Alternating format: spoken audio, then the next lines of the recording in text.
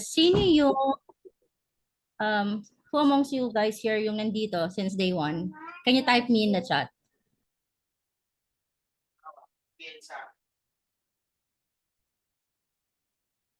Ayan, marami-rami. Sino yung now lang naka-join? Can you type 2 in the chat? Meron tayong mga first timers. Ayun, may mga, okay, sige. Don't worry sa mga ngayon lang naka-join. We will do a very quick recap naman. So, sige. Wait. Ayan. Sorry, yung charger. Ayun, yung charger ko nawawala. Baka wala ako bigla. Anyhow, sige, let's start with some reminders. Let me share my screen. And welcome. And I hope you guys had na talaga yung dinner. Meaty dinner. Kasi meaty din ang ating topic today. Kailangan ng brain cells. Sige, let me know if you can now see my screen, everyone. Sorry, mali pa natin slideshow tayo. All right. Goods din. Thumbs up na lang. Sige. Okay. So welcome everyone. Happy Thursday evening. We are now in day 2 of our Double Your Income Master Project Management live workshop. And a few reminders ulit for everyone's benefit. As you know, this is going to be like 2 hours max. Hopefully, kindly remove all distraction. Have pen and paper handy. Open na rin yung laptops. Hopefully, you're joining from the laptop kasi for the activity later, we're going to share some links again that you'll need to open in Google. And of course, have some water beside you, some light snacks. And yeah, just listen lang. Any questions you may have, feel free to drop them in the chat. We'll have a dedicated Q&A section after the workshop to address your questions and concerns. And we got your questions via email and via the feedback form. So we shall address a few later, but majority talaga of the feedback and the request, guys, will be discussed day 3. And of course, since you're here and you're using the Zoom background, kindly, show up, open your camera and show your face. Kasi kahapon when we saw the picture, merong mga naka-background pero wala yung face. So, yan, kindly show your faces. And if at any point you like what's on the screen, you like what was said by the instructor, nila Vien or Kai, feel free to share that on social. Just use the hashtag PowerhousePM101 and you could also tag us. Kasi we are counting points of people. So parang 1 point per post because those that has the most points will most likely win the special bonuses that we'll have by the end of this 3-day live workshop. All right, everyone good? Sige. So just some reminders ulit on a different note, some words of reminders lang from us. Kasi I know everyone is here because you want to know more about project management and how it's done in the digital space. So just I want you guys to reflect on your thoughts right now and acknowledge that everyone in the room has varying levels of knowledge, experience, and skills. Okay, iba-iba tayo ng pinanggagalingan. And with that, I just want you all to, let's see, pag may nagtanong or may nag-comment or may nag-share ng feedback, just, keep an open ear to listen.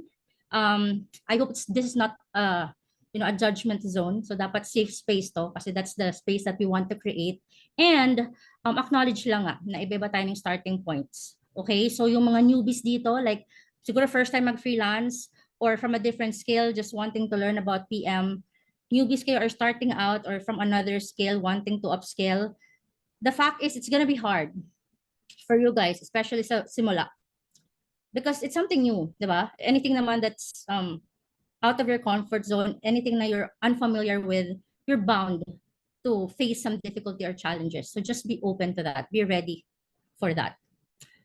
Now, yung mga experienced folks naman, or galing, especially those that are from corporate, I highly suggest you keep an open mind and that you be open to the fact na you need to unlearn some skills, especially some beliefs and practices that you probably have held on to for the longest time sa corporate, because how it's done in corporate is totally different with how it's done online, in the online space. Okay, so I just ultimately want you guys to think of the following things. Check your perspective. on what's being shared, on what's being asked, be open to the fact na yun nga, iba-iba tayo ng pinanggalingan ng starting point. And also, kindly double check your intention. What is your intention for coming into this call tonight? Yes, a majority to learn, majority to upskill, majority to maybe validate na tama ba yung intindi ko, ganito ba talaga? And then of course, overall, just, have an open mindset, growth mindset, one that is not tied to old ways and practices. Because at the end of the day, we're just learning like you guys. We may just be a step ahead, and we're definitely not the experts in this, but we do think we know a thing or two that have worked for us, and we're sharing to you guys through this platform. Yun lang naman ang gusto kong to remind everyone, especially so when they're sharing, when there's questions being asked, again, just please show some respect, especially to the instructor and the people asking, because those that ask questions, those that take down notes, those that execute are actually the ones that are gonna really make the most and will get the most from this 3-day live workshop. All right, so we are experiential learners. If you know me, you know I'm an experiential person. Whatever I teach, I only teach it once na daanan ko na at alam ko yung pasikot-sikot. So that's why we're sharing this to you guys. So if your perspective is clear and open, if your intention is pure and your mindset is open to just receive information and then implement later, then I welcome you in day 2 of this live workshop. And if you're ready, just type ready in the chat. All right, sige nga, patingin ng mga ready dyan. Okay, I'll stop sharing. I think that's my piece. Off to you, ladies. Welcome, welcome to day 2.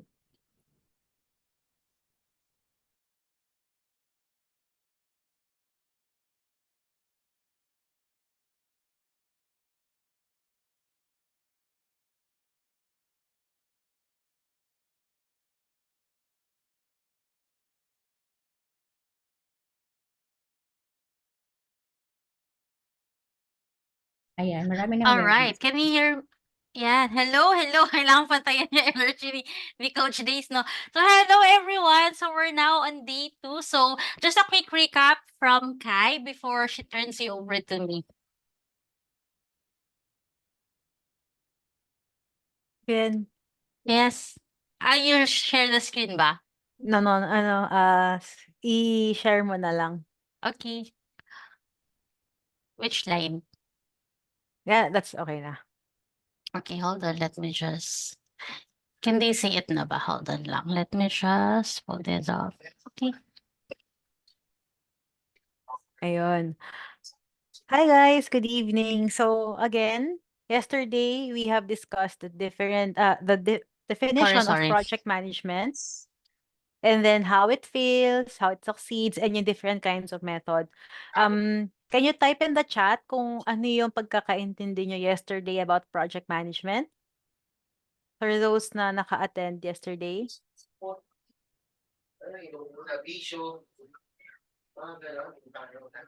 Discipline of planning, yes. Correct me. Meron pang iba?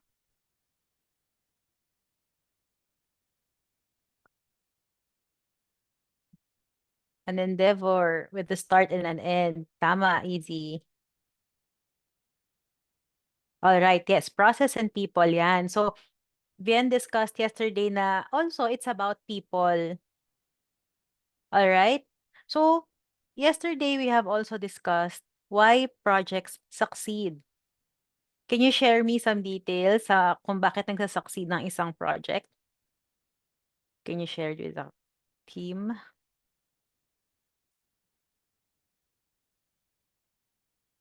Succeed muna.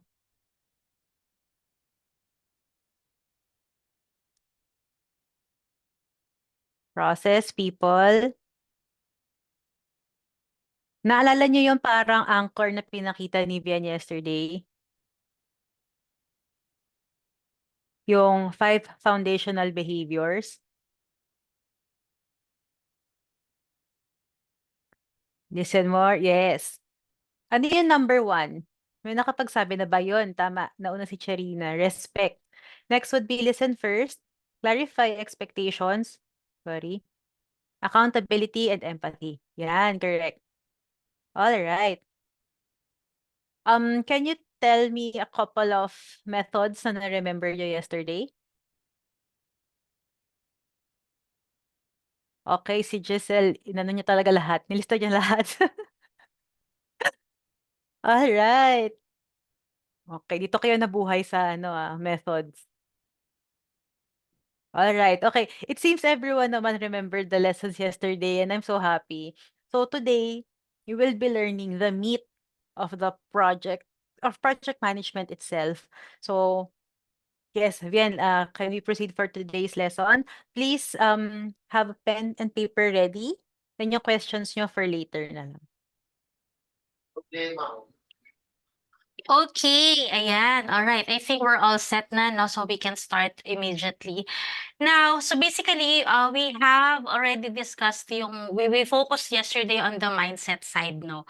Now, for today, what we're gonna be discussing, it's more of the skill set and then the tool set that you will be needing. Kasi after this, theory, we will be having our live workshop as well para ma-implement nyo kaagad. Okay? So I hope yan. Saset ko lang yung timer ko dahil medyo madaldal tayo. Ayan. Alright, so basically, ang gagawin ko, again, didiscuss ko lahat. And then, I might sound too fast, but don't worry kasi we would want to really focus doon sa live sample na gagawin natin later para mas ma-apply natin siya, maintindihan. Is that okay? Alright. Sige. So, yan. So, yeah, can you see my screen na, no? It's showing project life cycle. Tama. All right. So, for project cycle, there are 5, we call it process. So, sa PMI, sa Project Management Institute, they call it parang group process. But for the purpose of this lang, I'll be using the word na lang stages. Okay. So, there are 5 stages, no? First would be the initiating the project. So this is the why, the what, the how, and the who. So basically, the mindset that you should have here is you need to clarify a shared and measurable set of expectation. So di ba sinabi ko nga, every project, it has a cycle. So it has a beginning and it has an end. So the first stage is initiating. And amongst the 5 stages, this is the most important. So alamin natin kung bakit. All right? So, yan. Now, it says that it defines the purpose of the purpose, the objective, the scope of the project. So that's where the key stakeholders and project coordinators are being identified. So ano ba yung mga yun, no? So you might ask, ano ba yung stakeholder na sinasabi? All right. I believe for some of our corpo folks here, you're quite familiar of the word stakeholders, no? So pero ano ba yung stakeholder? Sige. Yeah, so any individual, group, or organization that has an interest, involvement, or influence a project and its outcome. So it could be a person or an organization that is actively in the project or is positively or negatively impacted by it. So there are 2 kinds of stakeholders, no?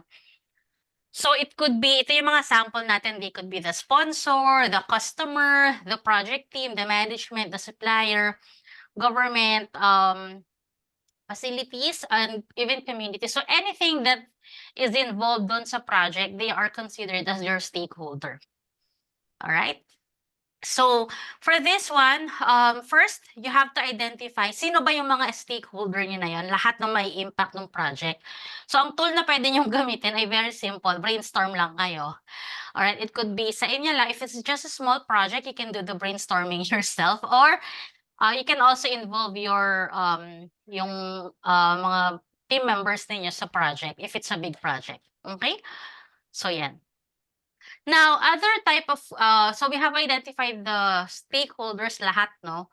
So this one naman, importante rin to, the key stakeholders. So sino ba sila? Sila yung these are the person or these are the people who identifies the success or failure of the project.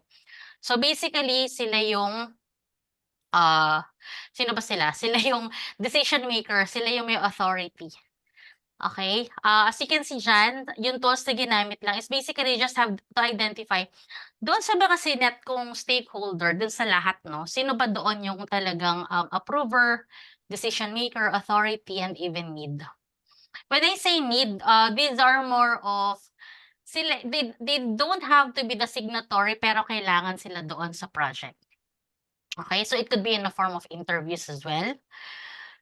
So, when we say sa need din, dun papasok yung sometimes hindi kailangang ano to guys yung meron siyang direct authority. It could be for example, sa client ko, for example, na-identify ko na stakeholder yung wife. Although the wife is not heavily involved sa operations ng business. However, the wife could have a positive or negative energy, no, that could affect the project success.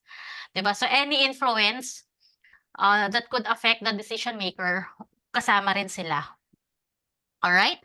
So next, so basically you just need to understand the unique perspective and desired result for each key stakeholder.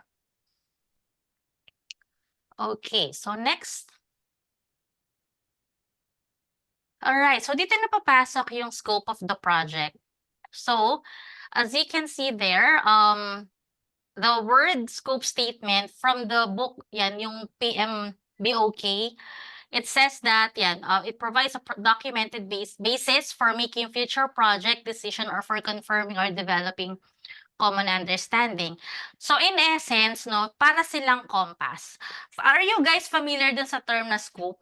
It could be scope of work, scope of services, yun, minsan yun yung tawag dun eh. Familiar ba kayo doon sa mga nagpapagawa ng bahay? Yan, pag sinabi no, draft ko lang yung scope of work, okay? So yeah, so bawat project, this is also essential, no? All right, so after you have identified, hold on lang, let me just, okay, so next would be, ayaw gumana nung ano ko, okay. Yan, so the tool that you can use there is the project scope statement na, all right? Sige, hold on. So for the project scope statement, I'll share this in a bit later na lang dun sa sample natin kasi it would have, let me just try to okay. Ito yung gagamitin natin later. So basically, this is just a template of what a project scope statement look like. This may vary depende dun sa mga kailangan nyo, no? But the essential should include the purpose of the project. And as you can see, and the key reason for the project, the description, this is the how, the what, and the when of the deliverable. Of course, the result or the objectives. You're kind of familiar of this kasi ito na yung homework niya yesterday, no? Again, the term may vary, no? So it could be objective or end result or desired result. But ultimately, these are the list of specific and measurable deliverables. So some of you nag-feedback na si Kai. Kasi marami kami nakita na dito very general or very vague yung end result. Okay? So check your worksheet na pinadala ninyo. Alright, so moving on. Now, for the other, then it's the communication. This is more of, sino ba yung, the who, the how, and the frequency of the communication. Diba? As we have discussed yesterday, importante yung communication or the transparency part, no? So, ito yung gagamitin ninyo to identify ano ba yung method of updating or communicating sa project team. Alright? The acceptance criteria, again, yung iba wala ng ganito, pero yeah, most of the time nilalagyan pa rin nila. When we say acceptance criteria, in layman's term, yan lang naman yung mga sign-off, yung mga, for example, budget. So, sino ba dapat yung paperma doon? Or sino dapat yung approving officer doon? Is it the finance head? Mga ganon. Alright? Next would, or for resources naman, HR, sino ba yung mag-accept final say ng number of heads na i-recruit or na i-hire? So, ang signing ba nun, ang signatory nun would be the HR head, or it could be like yung operations manager na yung mga ganong bagay. What do you mean the project plan? Jonathan is asking, this is the scope. Yeah, this is the scope. So baka yung sinasabi mo, it's the project schedule pa. But basically, ito yung scope lang. So this is part sa initiation kasi kailangan makita na natin at the onsets, ano ba yung mga kailangan. Alright? But we'll get into the nitty-gritty of that. Next would be the constraints. These are the limitations or the restrictions. It could be yung quality, resources, budget, risk, time, scope. So I'm just going through this kasi in one way or another, depending nga talaga siya sa project na i-handle nyo, para lang magkaroon kayo ng familiarity in terms of the terminology, but basically anything that gives you restrictions or limitations, partial constraints. Okay? All right. So, I'll just go over this sa next slide natin. All right. So now, yan. So part 2 na. So after the initiation, no, initiating the project, again, kailangan clear. Clear at the onset. Ano ba yung scope ng project? No, after that, we will move on to the second stage, which is planning the project. Okay, so the mindset that we require from a project manager here is you have to create a clear roadmap for the smart decision, okay? Decision making. So kanina sinabi ko, 'di ba, you have the compass kasi siya yung guide ninyo. Now, for the planning the project, this is more of yung mapa na ninyo. Or yeah, the map itself. Parang ang lalim ng ano ko, yung compass, that's your way. Pero yung planning the project, that's your actual, yung mga ganun-ganun yan nasa phone ninyo, sa actual ways. Alright? So, now, for the planning the project, ito yung mga essential na kailangan gawin ninyo if nasa stage 2 na kayo. That would be the plan or risk management strategy. Why is this important, no? Diba, you really have to identify the risk involved kasi in everything naman talaga may risk, diba? So, you have to identify the risk, and of course, after you have identified that, you need to assess the risk, okay? So, in identifying the risk, no, you need to list all of the things that could go wrong. Lahat. So, dito parang ano, the worst case scenario, no? So, lahat ilista na ninyo yung posibleng mangyari dun sa project ninyo. So, number 2, assess the risk then, its impact and probability. When we say probability, this is more of the parang how likely would it happen. Bakit natin kailangan i-assess? Because hindi naman talaga lahat ng risk pare-parehas siya ng impact, pare-parehas siya ng probability na mangyayari yon. So, this is where the prioritization would come in, or even the delegation skills ninyo, no? Alright, so next would be, again, as what I mentioned, yan, assess the impact of each risk before attempting to put together a project schedule. So, risk assessment will affect your planning. Okay? So, practical example lang sa bahay ninyo, no, if you have a project, for example, sa CR, papagawa niyo yung CR, ano yung mga probability na mag-a-arise yung risk? Like, puwedeng ano ba, pag nagpapagawa ng CR, wala akong maisip, okey. But anyway, for example, 'no, halimbawa papagawa mo lang is yung tiles, eh, nung pinukpok yun, nabasag din pati yung bowl, yung toilet bowl na hindi naman siya dapat kasama sa scope of project, 'no. But since nabasag siya, it could be a potential risk, 'no, so it's gonna be another gastos. So yung mga gano'n, alright?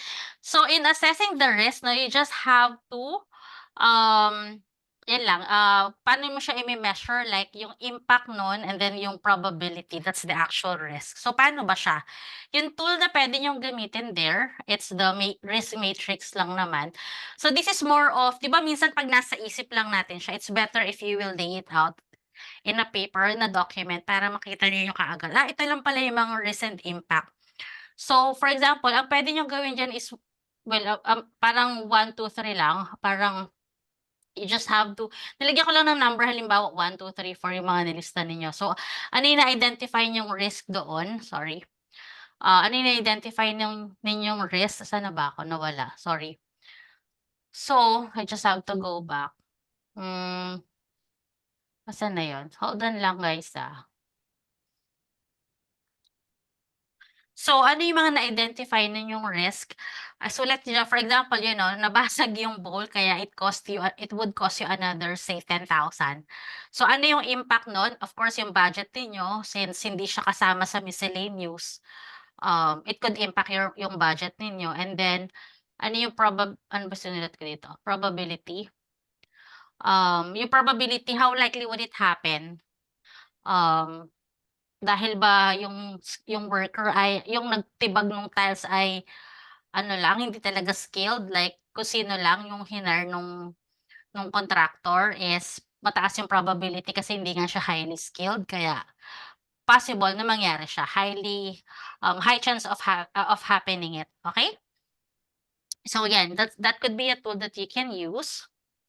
And then after that, so na-identify niyo na. So another tool that you can use, this is like a thinking tool, no? It can help you filter through possible strategies to lower risk. So, di ba na-identify ninyo? So, there are 4 things that you can do.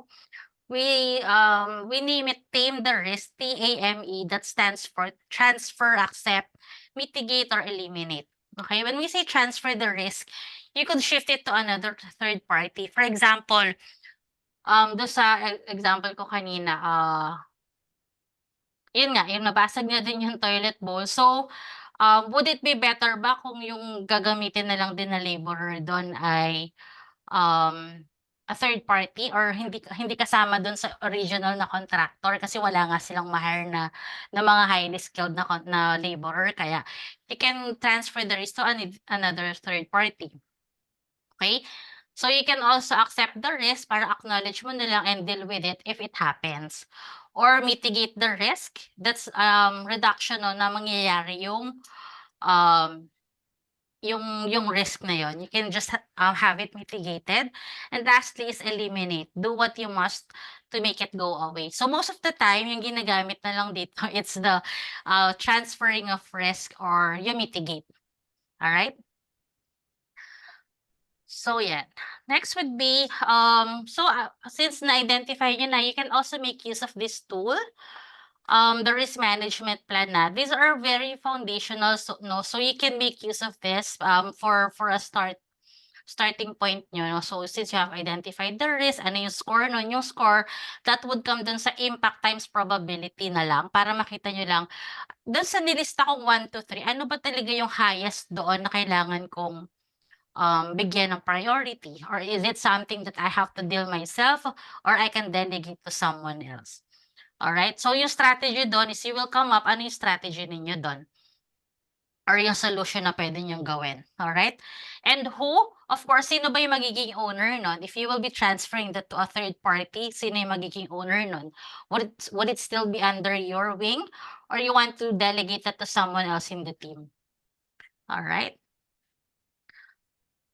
So, of course, yun nga, some activities will be delegated to others in the team so that you'd be able to prioritize on things that would require your immediate attention. All right? But of course, yung whatever it is that you have created as a risk management plan nyo, that will go into your overall project plan. Ito na yung sinasabi kanina ni Joseph. Ayan. Alright, so next would be, ano yung next steps nyo, no? So action items from your risk management plan will be used for your overall project plan, as what I mentioned. Now, this is the time naman na as part of planning the project, you will create a project schedule na. Alright? Familiar kayo dito, hindi nyo lang alam na, ayun pala yung term na yun. This is mostly the term na ginagamit sa corporate or sa mga, mostly corporate setting, no? But minsan, ito yung parang ano lang, yung calendar, okay? So, this is the actual, yung iba ginagamit na yung term na milestone or yung stages, yan. So, the purpose of that is to create a realistic project timeline by breaking down tasks and setting milestones. So, crucial yung word na realistic, no? Kasi, for example, yung CR lang na maliit, no? Biglang, ang sinet doon na schedule ng contractor ay 6 months daw. Kayo ba maniniwala kayo 6 months yun, no? Unless it's a major overhaul. But that should be part of your scope. Yung sa scope kanina. So, ano ba yung mga in scope, yung mga inclusion, ano ba yung mga exclusion, mga ganun. Kasi for example, in that situation, kung hindi naman kasama yung plumbing, so that should be an exclusion. So, yeah. Alright? So, you can use a different project management software. Okay, so for this part, we will be sharing a bit of ano yung mga project management software na pwede ninyong gamitin.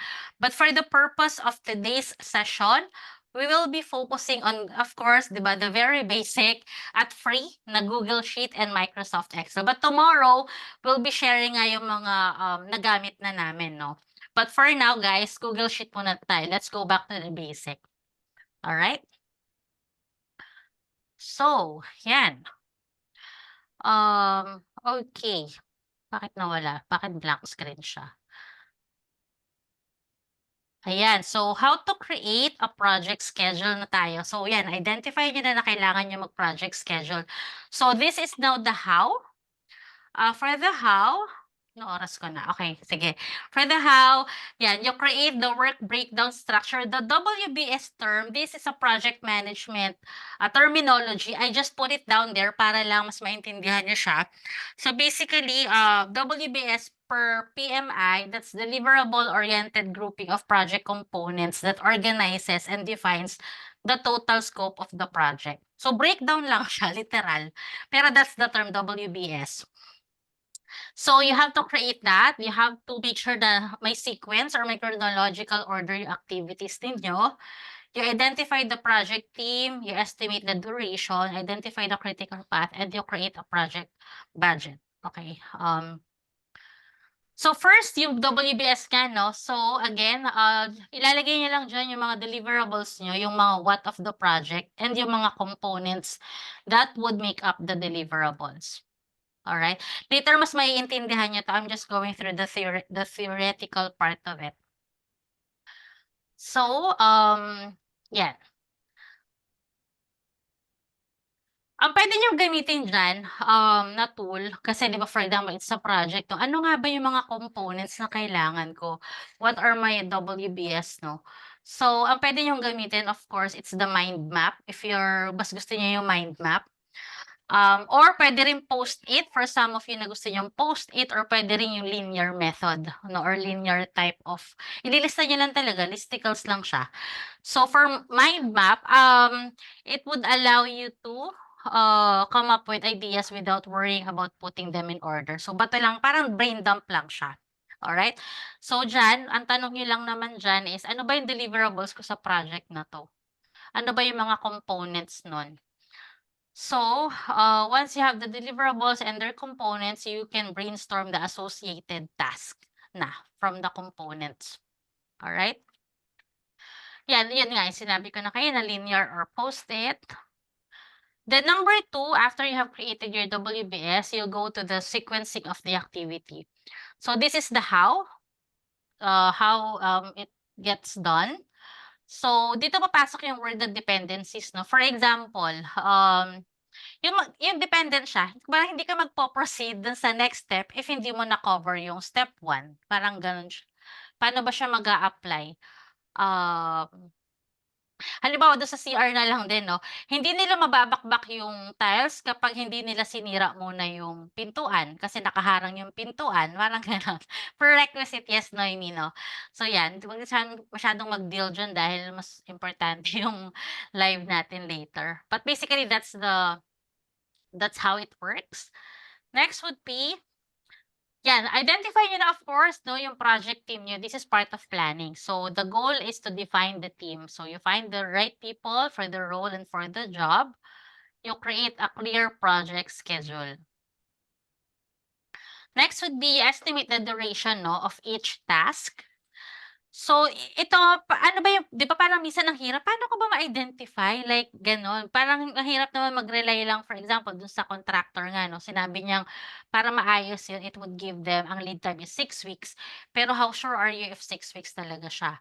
So, ang pwede niyong gawin dyan na tool, yeah, I just point out lang yung Parkinson's law, no? Kasi the more na dinadrag natin yung isang work, for example, 6 weeks yung sinabi, pero essentially kaya naman pala siyang i-cover in 5 weeks. So minsan 'di ba pino-prolong lang nila. So that's Parkinson's law, no?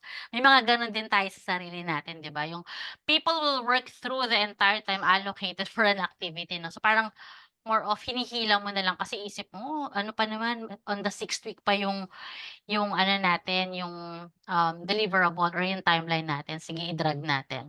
Okay, so for that one, I said na you find the sweet spot. Paano mo ba siya mafa-find out, no? So, ang pwede mong gamitin diyan is, yeah, how can you create, yung accuracy nga ng duration? So, pwede mo siyang i-base na lang sa own experience mo, you ask a reference, or you get an advice from an outside expert, no? Usually sa mga freelancer, tinatanong 'to 'no, parang, halimbawa magke-create ako ng ads dun sa client. Usually ano ba dapat yung ano nun, yung timeline nun? Would it be 3 months ba, gano'n? So, parang you're asking a point of reference, okay?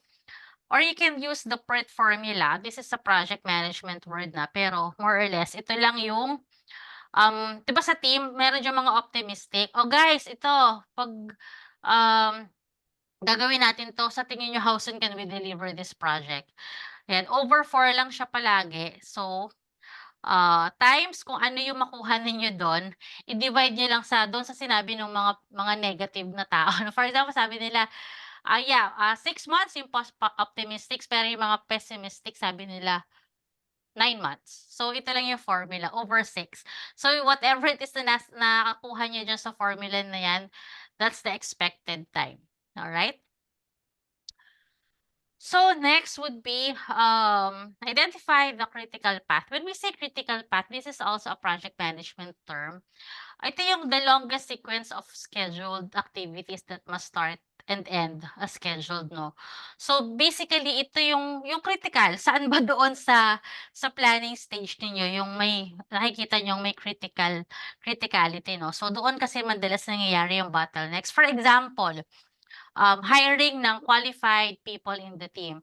The critical path could be, creating the role clarity, approval or budget for the rate, kasi it could affect yung, overall project 'no. So 'pag hindi na-set yung, 'pag may delay doon sa pag-approve ng budget for the pasweldo or for the rate, made-delay na kaagad, yung mga gano'n. So you have to identify that as well.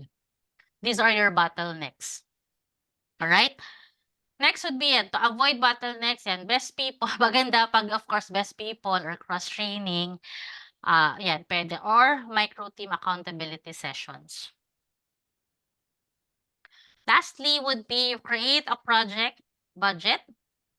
Okay, so yan, internal of course alam niyo na yan, usually 10% yung na-allocate nila yan, pero we'll not get into much of the details na diyan. Okay, next yung communication plan, never assume, make a plan that works for you and members of your team. So, ang puwede niyong basically, ito lang yung minsan nakakaligtaan natin, ay meron palang method na ginagamit 'no. So, ang puwede niyong gamitin diyan is yung project communication plan lang for starters. I'll just share it with you, paano ko siya ginagawa. Usually yan lang. So, for example, ano ba yung communication type na kailangan natin do'n sa project, status report ba or yung iba tawag dito progress report, performance report, 'yan. And sino yung gagawa? Halimbawa, nilagay ko diyan ako, yung project manager. Sino yung audience or sino yung magre-receive ng report? Yung team. How? Halimbawa, gusto nila via Zoom or email ba? Or kung ano man. Usually 'pag ganito, if mga progress report, we do like, email rather than Zoom pala yung nilagay ko diyan. So, puwede ito email. Ito yung nangyayari kasi sa digital space 'no. We don't discuss the actual report sa Zoom kasi sayang. So, we send it over sa email muna. If they have questions, we gather sa Zoom meeting. Alright? So, yung kung kailan yung frequency nun. Alright? So, basically, yan lang naman yung communication plan. It's best that you have this in place as well. Alright? Para clear sa team. Alright, next would be, yan, sige. So, we're done with initiate. Ano yun? Sabi ko, initiate the planning stage. Now, the executing part of the project na, no? So, ultimately, ang pinaka importante talaga, it's the initiation and then the planning. Kasi usually doon talaga siya nagtatagal. Ito yung in the virtual space or doon sa mga familiar na, no? Yung strategy, 'di ba? 'Di ba we have the strategy, usually ito yung mga stages, eh. The strategy, the execution or implementation, then the monitoring phase. So ito na yung whatever it is that you have planned or that you have strategized, it's the actual implementation na. So the mindset that you need here is you have to engage people through a consistent and shared accountability, which we have discussed yesterday, no? So, importante na dito yung accountability. Alright? So, of course, that has been mentioned yesterday. Ano ba yung principle na yun? So, your role as the project head is for the people to make them accountable to themselves. You create a shared system of accountability. How do you create that? Alright. So, yung isa sa ginagawa is yung cadence of visibility, no, and accountability. Usually ginagawa 'to yung mga accountability call or yung mga alignment call, minsan yan ang term na ginagamit sa digital space. But dun sa mga nasa corporate, this could be in a form of, parang yung mga regular coaching ninyo, like yung mga coaching ninyo, one-on-one coaching ninyo, 'di ba, pinapasulat kayo ng commitment ninyo, mga gano'n. Alright? So, next would be, for Jose, don't worry kasi whatever it is that we have discussed here, we'll do a sample later para mas maintindihan. So, I'm just running through it. Okay? So, ang tool na pwedeng gamitin dito, no, how can you create a culture of accountability? So, of course, yan, you can create a rhythm each week. So, depende sa inyo if you want that to be done every week. So, ayan. Teka lang. So, yan. Alright. So, the meeting is different from the normal project status meeting. So, this could not be too long. It could be 20 to 30 minutes. Highly focused lang talaga kung on or off track kayo doon sa project. Or this is also the perfect avenue to ask questions, no? Or if someone is having a hard time moving towards the next towards the goal ng project. So this is the perfect avenue for that, okay? So, after nun, 'di ba meron tayong group session ng accountability. Usually ginagawa na 'to sa virtual setting, no? Kung sino yung mga involved sa project, yun, nagga-gather up sila, chine-check nga lang kung ano nangyari, ano nangyari last week, ano yung bagong commitment ngayon, ano nangyari, ba't hindi siya nagawa, anong action steps. But for some reasons, naka-experience na ba kayo nito na meron at meron talagang pasaway, 'di ba? Para sa magkakapatid lang, 'di ba, may mga pasaway din. So, meron at meron diyan na pasaway na parang, okay, weekly nag-uusap naman tayo, pero bakit hindi pa rin siya nagagawa? So, this is the avenue for you to hold a performance conversation. Ano ba ibig sabihin nito in layman's term? I-confront niyo na. Pero of course, you have to bear with yung 5 foundational behavior natin. Paano ba siya ginagawa? So, kasi siyempre 'di ba sa isang meeting kapag tinanong mo ta's walang masagot ta's puro excuses, you have to practice lang din talaga yun. You have to listen, you have to empathize, but it shouldn't end there, 'di ba? Hindi pangit yung word na confront, pero yeah, kailangan magamit talaga natin yun. Um, Kausapin niyo yung tao, alright? Kasi 'pag kinausap niyo yun, ang mangyayari diyan, iisipin nung mga team members na, okey, so hindi pala big deal pala sa kanila yun. So parang they really value accountability kasi hindi ka puwedeng pumunta sa meeting na wala kang contribution, gano'n. Alright, so alam ko for most of us, 'di ba may confrontation issue tayo or nahihiya tayo or kasi sobra tayong mabait. How do you make sure na you are having that conversation objectively? We just have to be objective. Ituturo ko na sa inyo, so please take note of this because you will definitely experience this while you are in the project. Alright? Or kahit hindi sa project, kahit saan man, if you're handling teams, no? So, ay sorry. Yan, one-on-one, yan. Ito lang, 'di ba, minsan nakakainit ng ulo, 'di ba? Yan, but, after you had that group session, okay, ano ka muna, take a breather, but you have to log ano ba yung intention mo. So, I'll give you ito yung ginagamit kong sample, no. So, ako sinusulat ko muna bago ko siya kausapin because para malinaw ang usapan. Alright.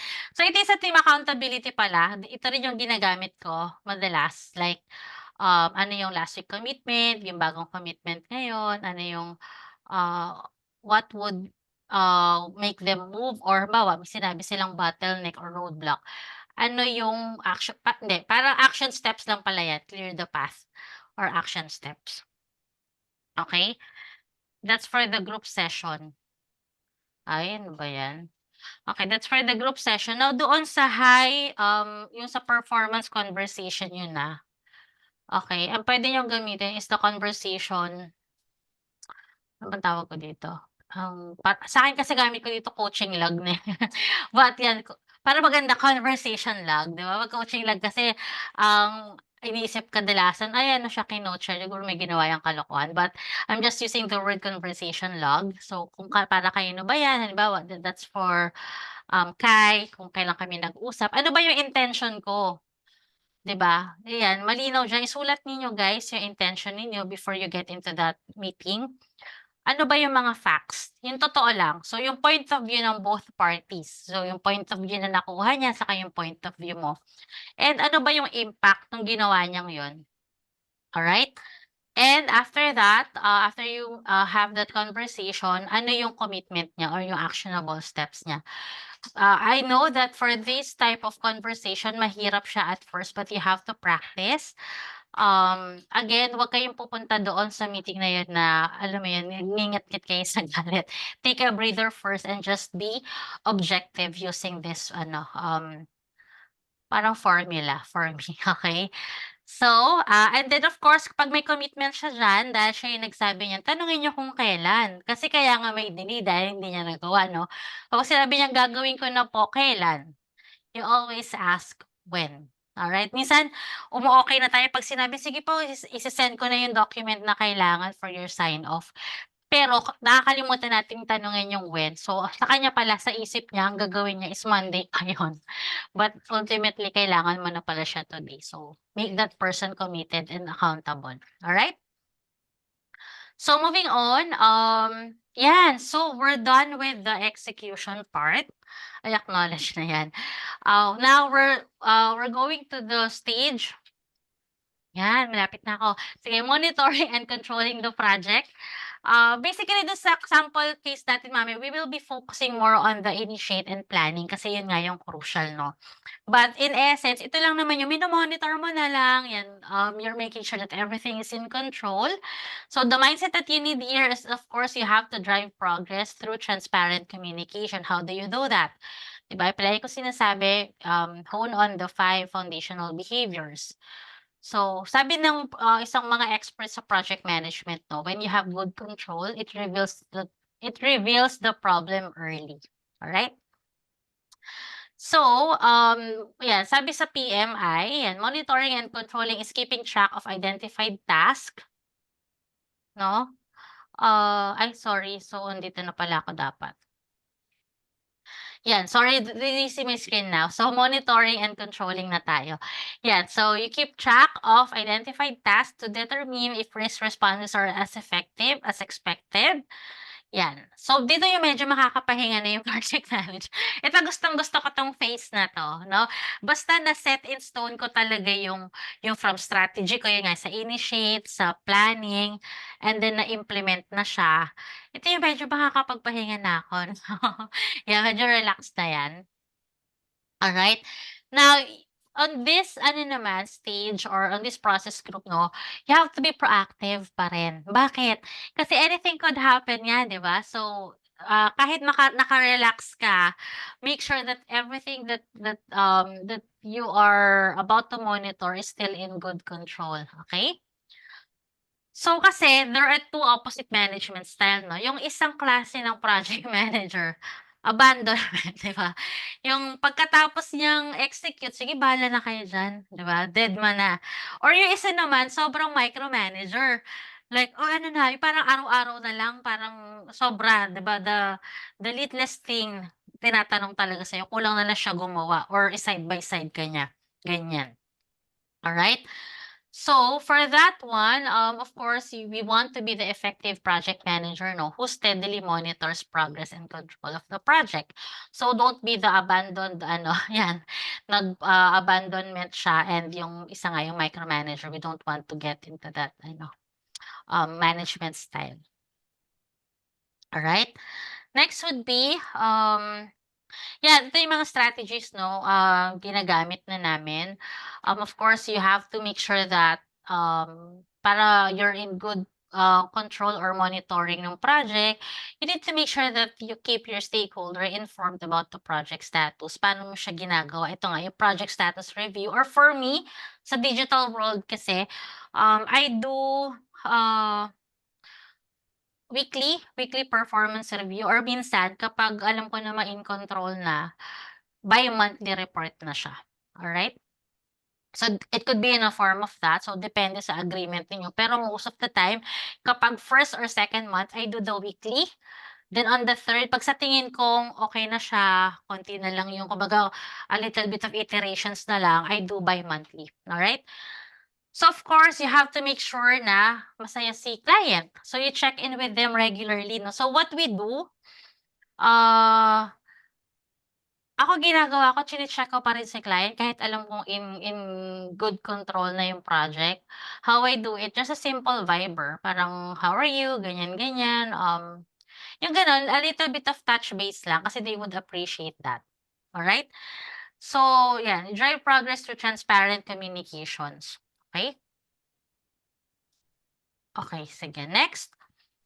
Yan, so paano naman, halimbawa ito, this could happen 'no, akala mo okey na, implementation stage ka na or executing stage ka na and then mino-monitor mo na tapos biglang may change na nangyari. So, you have to manage scope change effectively. Yan, totoo yan na nangyari talaga sa'kin. Naiyak ka na lang, parang ta's major change at the back of your head, shocks, gano'n. So, how do you deal with those changes 'no, or we call it, iterations, yan din yung sinasabi nilang term sa digital space. You have to be of course agile, kaya importante yung feedback loop, dito papasok yun 'no, yung, gagawin mo siya, then immediate, mabilis dapat yung feedback loop para you can reiterate along the way. Alright, so paano ba siya ginagawa? Of course, stay back. Minsan kasi 'di ba yung anong tawag dito, anong oras na ba tayo? Madalas, we have the tendency to actually, big deal talaga siya sa'tin. So again, breather muna, 'di ba? Labas ka muna, lakad-lakad, ganyan. So, how can you stay objective? Tanungin mo muna, ano ba yung intention ng change? Ano ba yung impact nun? What would be required to make that change happen? Alright, so dun papasok yung, hold on dahil meron kayong tool na puwedeng gamitin diyan. So yung project change management process or the project change request, okey? So paano ba siya ginagawa? I'll just give you a sample niyan. So kasi documented talaga, so 'pag may change na sinabi, "Okay, noted, but let me get back to you with ano, with, complete details." So, ayan, alright. This is the tool project change request. So, ano yung proposed na sinasabi ng stakeholder ninyo? Ano yung reasons for the proposed project change? How that change will impact the project? And yung approval nila, alright? So, babalik ka sa team, "Oh, guys, ito yung change." For example, dun sa ano natin kanina 'no, yung CR. All of a sudden sabi, "Ay, ayoko na pala niyan, baklasin mo, gusto ko pala black." Eh, white yung nilagay, 'di ba? Parang ang pangit daw pala kasi nung ilaw, tinatamaan, ganyan. So, hold on kasi we can go through this first para maging objective ka. Kasi 'pag nakita nila it's gonna cost them, halimbawa, nilagay mo na how this change will impact the project, it would prolong the project and the other scenario would be it would cost you double the budget. So, 'yan, you let them decide. Most often than not kapag project, kapag time bound siya or money involved, gano'n pala yung ano ko na yung change na gusto ko. So, hindi, go back to the original one, alright? But 'yan, strategies that you can implement, do not be reactive, you practice the 5 foundational behavior, and be transparent and communicate clearly with this, alright? Let me just go back to the other screen, I'm almost done. So yeah, we're done with the final ano na, stage or group process 'no. This is now the closing the project. Although minsan nakakalungkot kasi 'di ba minsan ano tayo, naging attached tayo na may sepangs tayo dun sa project 'no, but it has to come to an end. So the mindset here should be you measure success and you get better or you improve, alright? So, closing process sabi sa PMI, yan, of course, yan, generating, gathering, disseminating information to formalize the project, keme-keme, yan. So, why do we close project? Bakit pa kailangan? Kasi it's a process nga in itself. So, it has a cycle, start and closing. So, the most important reason pero why the project needs to be closed is we have to formalize or to synthesize the learning. Alright? How do we do that? You can make use of a closing checklist or minsan ito yung tinatawag na offboarding, 'no? Offboarding siya, 'yan. For some, 'yan, but ultimately 'yan, parehas lang naman siya. So, ano ba yung laman nun? 'Yan. So, you confirm the fulfillment of the project scopes. Ito yung mga puwede niyong tanungin, 'no? Did we meet the goal? Are you satisfied? Did we deliver ba? Was it worth the cost? Did we do a good job? Any ideas for improving the process? Then you complete the procurement closure. This term is usually sa corpo. Like yan, wala bang nabayaran ba lahat ng supplier? Okay. Yan. Of course, ayaw natin ng rework or unnecessary rework, no? And even, of course, worst case is lawsuit. Part of your closing, document lesson learned. Alright? Yes, ayan, gusto natin yan, bayad-bayad. So your goal here is to do the project better. The next time, you talk less and listen more. Yan, so ito, submit a final status. I still do this, like yung offboarding, yung ano pa, thank you. Yan, alright. So you make a final meeting, yan, go over the task, report not only your success but also failure. Ito papasok yung pagiging accountable mo, no? So you have to admit if in one way or another you have failed in that bit, then you communicate that clearly. Okay? Because ma-appreciate yung client natin. And of course, not sure lang kasi usually pag ganito, reply done sa email to ano, but ultimately, if kaya mag-acquire ng signatories, you do that. Alright? To officially close the project. Then, of course, wag dun matatapos yung archive ninyo. I still do this para backup siya, no? Kasi nga importante siya, for example, si client. You can just turn over the project, whatever it is, kung nasa Google Drive ba yun, para you tell them that the purpose of that is for their future project. Kung kahit sa inyo yun or sa ibang tao, para they'd be able to check kung ano yung nangyari dun sa, baga historical data siya for the future projects. Okay? And lastly, of course, you celebrate your success, no? You encourage your client to acknowledge the team members. It could be in a form of email, a company memo, or a town hall, or minsan nagpapadala ng Starbucks si client, no? All right. So basically, that's it for the theories behind the stages. So for now, we can go for a quick bio break, like a 1 or a minute or 2 bio break. Yes, Miss Coach Days? Oh, yeah, I was about to say na unat-unat muna everyone. Oo, yeah. Kasi it's been a long session. So, yeah, 5 minutes bio break before we proceed with the implementation. So, stretch, tayo, tubig, bio break. Sige, let's start with the 5 minutes. So, 9:05 we'll resume. Sige. Ikaw din, Bien, water break ka na. Yeah. Naayos ko lang yung mga kailangan natin.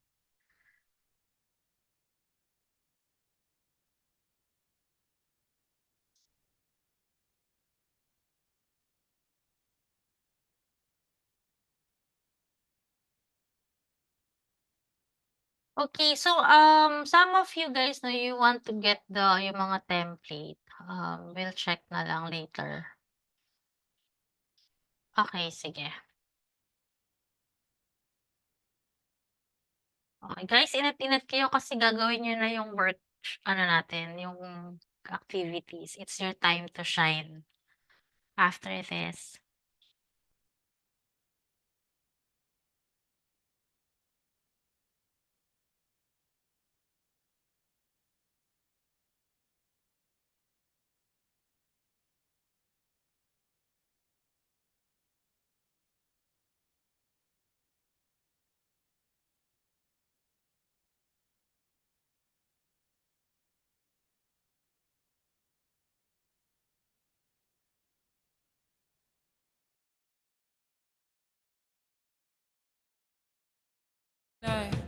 need to get my story straight. My friends are in the bathroom getting higher than the Empire State. My lover, she's waiting for me just across the bar. My seat's been taken by some sunglasses, asking about a scar. And I know I gave it to you months ago. I know you're trying to forget, but between the drinks and subtle things, the holes in my apologies, you know, I'm trying hard to take it back.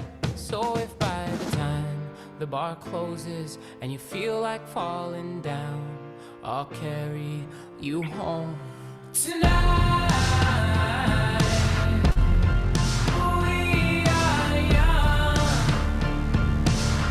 so let's set the world on fire. We can burn brighter than the sun tonight. We are young, so let's set the world on fire. We can burn brighter than the sun. No, I know that I'm not all that you got. I guess that I just thought maybe we could find new ways to fall apart. But our friends are back, so let's raise a toast. 'Cause I found someone to carry me home tonight. We are young, so let's set the world on fire.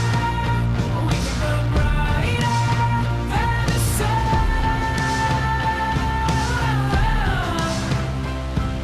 tonight. We are young, so let's set the world on fire. We can burn brighter than the sun.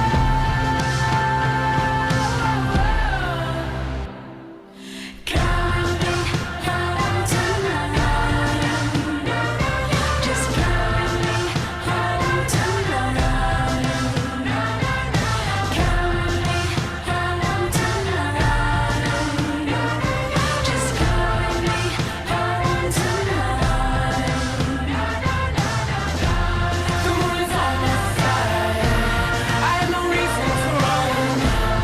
So will someone come and carry me home tonight? The angels never arrive, but I can hear the choir.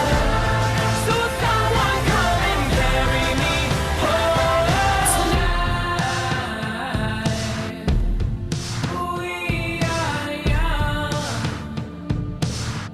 so let's set the world on fire. We can burn brighter than the sun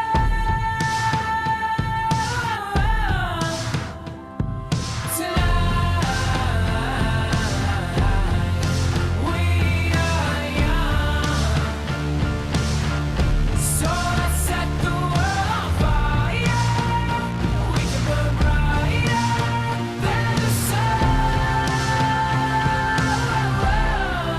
So if by the time the bar closes and you feel like falling down, I'll carry you home tonight.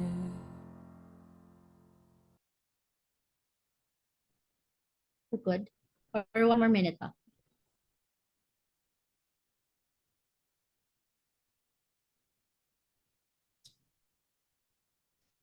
To set expectations siguro, ladies or Vian, how many minutes will we have for the execution?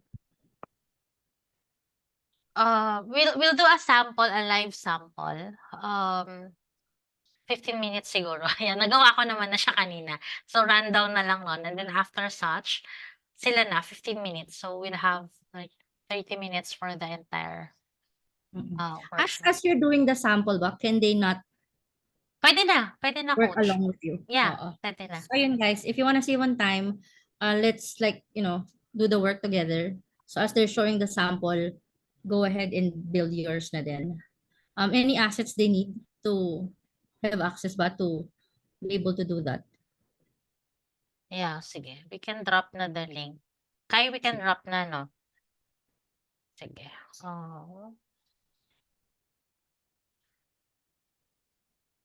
hmm. Okay, sige. So, here is it. Make a copy of this, guys, ha? As usual, you know the drill. Yan, ready na ba sa worksheet? Madali lang to sobra. Yan, let's do that. Okay.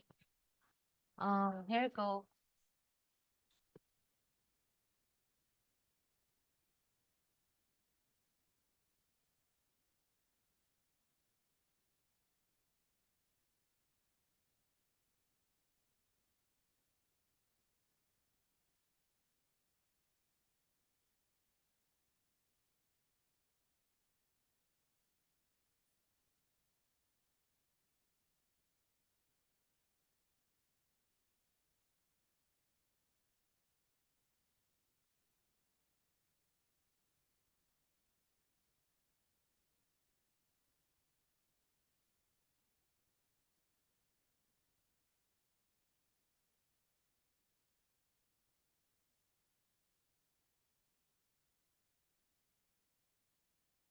Alright.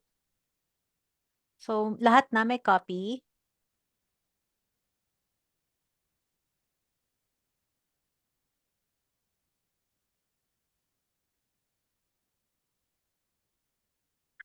Kai, you want me to do the live sample muna? Sige, pero I'm just confirming kung nakakuha na ng copy lahat. Okay, Alright. sige. Sige, si Jim Yeah, nag-agree. type 1, guys, if you have the copy na. Okay, let's do this. Yan, para ma-apply na natin yung learning ninyo. Mas madali kasi mag-implement. Ay, matuto kapag you're actually applying it real time.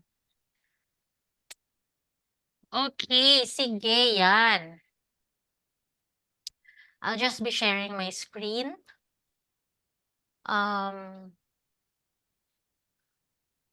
Okay, sige. So, sige. Alright, so for the purpose of the live sample, no, so we actually asked the permission nung dalawa nating student here. So thank you so much for allowing us to use your case study. Para hindi na daw sila gagawa. Hindi, joke lang. So, yeah, so kinuha namin. So we will be providing you with two live sample. Yung isa, more of a personal project para mas makita ninyo, ganun pala siya, mas makarelate kayo, ma-apply ninyo siya kaagad. And the other one, it's more of like a business case study na or client focused na siya. Alright, so I'll start muna.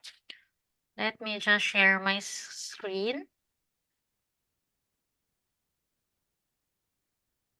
Yan. Can you see it na? Okay na ba Yes. siya? Okay, so let me just move this over. Ayan, sige. Alright, so this is the actual case study of Kat. So thank you so much, Kat, no? So ito yung pinresent niya. So I'll be getting yung project number 2 niya, sabi niya dito is yung Australia and New Zealand Migration 2025. Yuhu! Ayan. Alright, cheer naman natin si Kat, no? So totoo ba 'to na mangyayari siya or this is just one of your vision? Sige, so sabi niya diyan yung details nun, marami kasing requirement for the migration of Australia. Ngayon pa lang na-overwhelmed na siya. So a migration plan will really help me in tracking what needs to be done at kung ano yung kulang pa, gano'n, 'yan. So ang gusto niya Kanban lang, so more of ang Kanban kasi 'pag gano'n 'di ba, like yeah, Google Sheet will do. But ang objective daw niya or yung end result is to create a migration plan with requirements, checklist, target completion, etc. So kanina, this is the importance nung sa plan, sa initiate pa lang na stage. Kasi if I were to put that doon sa scope, tatanungin ko kaagad. Kasi 'di ba the project, the title itself is medyo hindi na siya it doesn't go hand in hand na dun sa end result. Kasi sabi niya dito, gusto niya gumawa ng migration plan, kung ano yung mga yung plano. But does it mean na yung migration plan ba niya is up to the migration plan lang muna, hindi pa yung entire migration, like the actual travel na, 'no? So ang ginawa ko lang muna, it's yung stage, yung parang first stage niya lang muna. So sa kanya kasi sabi niya yung details is yung na-overwhelm siya. So basically, it's more of the actual migration plan. So if I were to put that dito sa ating, worksheet, asan na ba yun? Yan, ito na yung itsura niyan. So, can you guys see it ba or I have to make it larger pa? Sige, palalakihin lang natin siya. Kita niyo ba? Sige. Anyway, yan siya. So, ang project, di ba ko yung project title or project name, Kat? Kasi nga medyo confusing siya, no? So, the nilagay kong project name or title is yan, Kat's Australia or New Zealand Migration Plan Creation. Goal is 2025, mag-migrate ka, no? Pero essentially, it's only the creation of the migration plan. So, pwede nyo lagyan ng kahit ano yan. So, this is a bit exciting, no? Kasi nga, it's a personal project. So, sino ba naman di may excite dyan, di ba? So, if it's something that excites you, you will do the action, di ba? You will take action talaga. Alright, so, the description is, yan, nilagay ko na dyan. So, this is the how, the what, and then the when. Okay? So, for the number 2, yung project scope na, it's, sabi ko dito, Kat aims to create a migration plan. Ano ba sabi ko? As she plans to migrate by 2025. Pero tanong ko, Kat, anong month ba?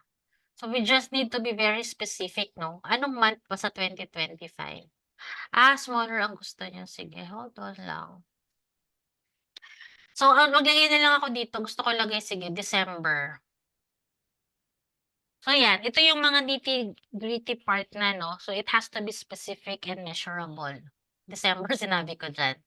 Okay? So, the scope would include, of course, yung research yung visa options niya. Ano ba yung visa mo? Student ba? Fiancé visa? Pwede din, di ba? Ano pa ba? Usually, yun yung mga pathway, no? Sa Australia or New Zealand. Of course, part of the scope then is understanding ano ba yung mga immigration requirements based dun sa visa options. Ano din yung mga planning yung relocation logistics. For example, ang path na nakita option is student.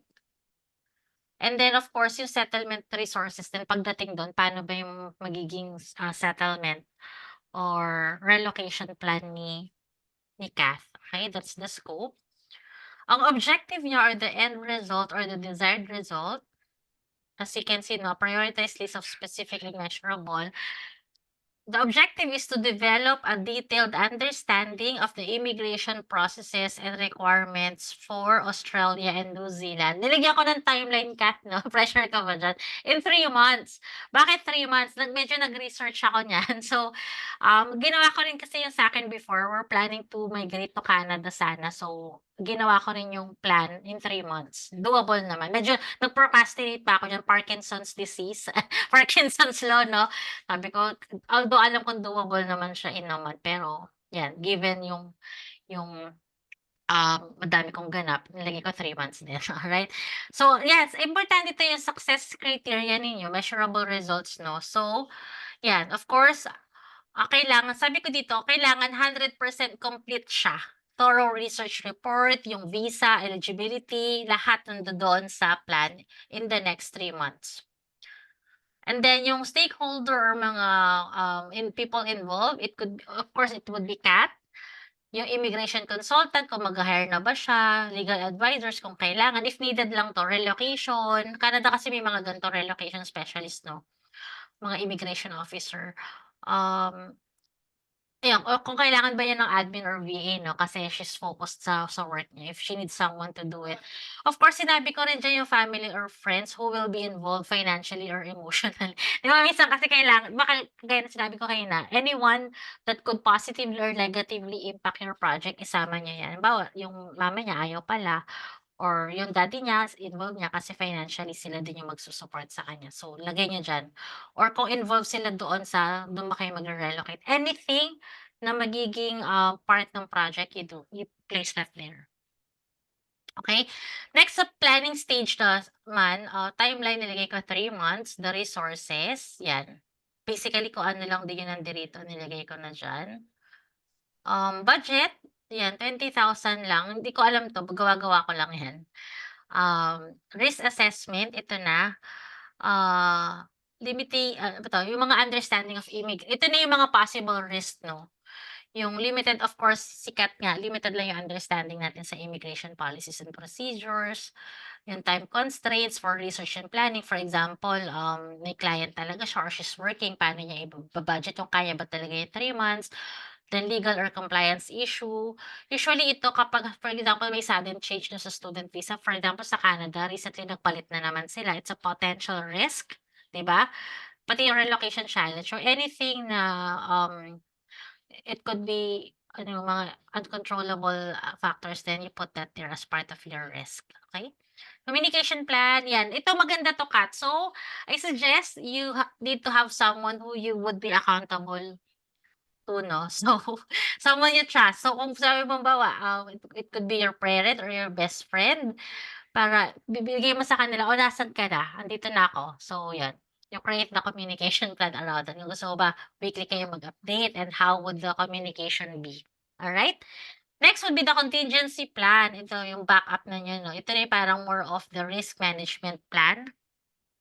Contingency plan din yung other term.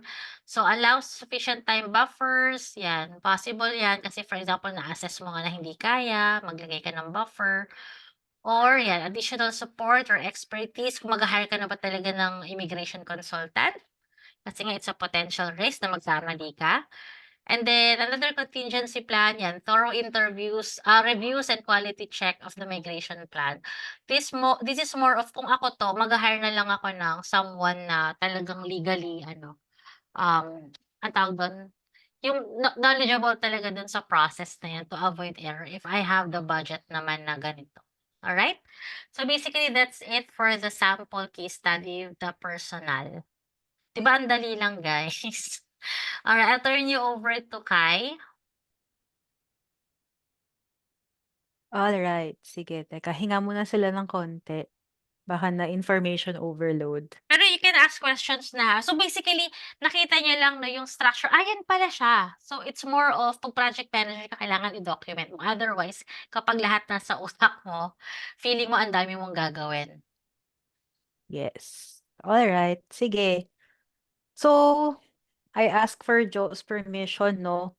Kasi, um, I know her industry.